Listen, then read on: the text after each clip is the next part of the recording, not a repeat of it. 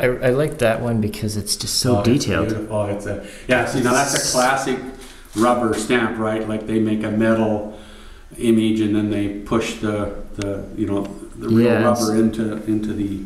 Some of the fine lines aren't going to show up in the video, but it's really detailed. Yeah. No, those are great. I love those kinds. And you used to get those all the time, you know. Now they're plastic. They're more they're more plastic mold. You know, like this is a pretty good one of this fish. No, this is not a very good. That's a beauty too. That's just lovely. The cheetah. Cheetah. Yeah, that's the word I was looking for.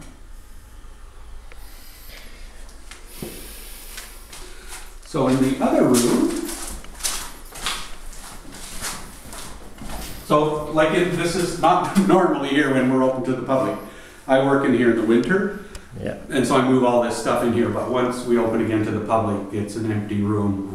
Well, maybe I have a small table there I work at, but it's spotless. But it's definitely not spotless now. How do you promote the studio to the community? We put posters around. The newspaper usually does something. Last year we were part of a Saturday art walk. But we don't get many people. We find it's better if we open 2 long weekends, you know, and just we'll get 45, 50 people on each long weekend. Whereas sometimes we're open Saturday and we get like 2 people, you know. And you sit here for, 4 hours and 2 people show up. It's boring.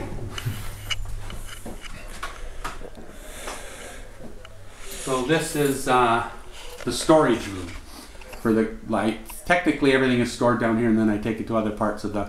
And then I started putting a few things up on the wall, and then I decided to cover the whole wall, which I've been doing for quite a few years for various exhibitions. Like there's the original building that I was standing in front of. Oh, crazy! And there's the pin. The pin, nice. So then I call this wallpaper.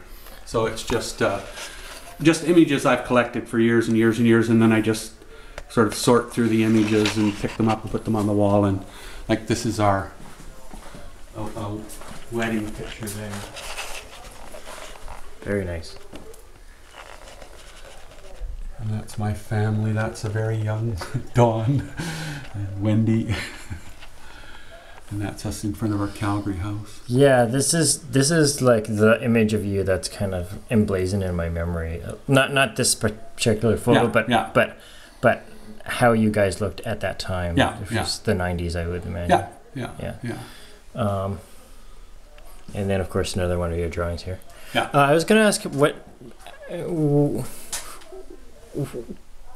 do you call these? They're like tunnels or tubes? I call them walls. Yeah, little walls.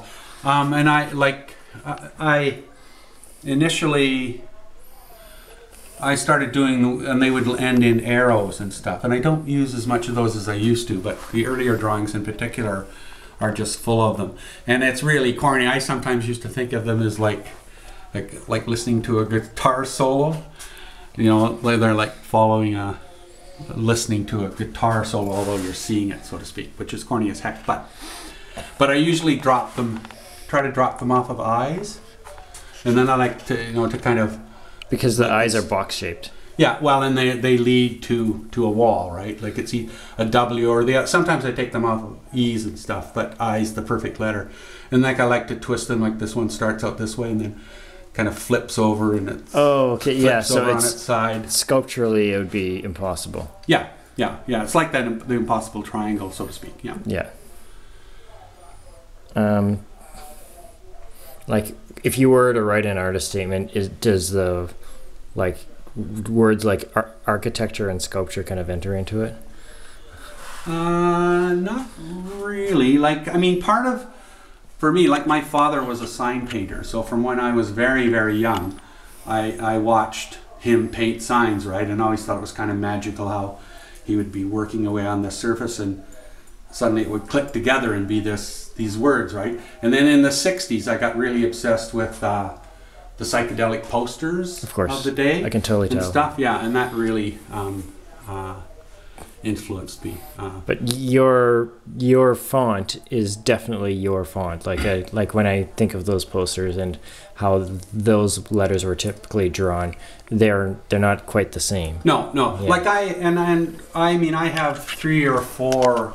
Like this sort of outline lettering I use rarely, but and I mostly use the shadow and the 3-dimensional letters.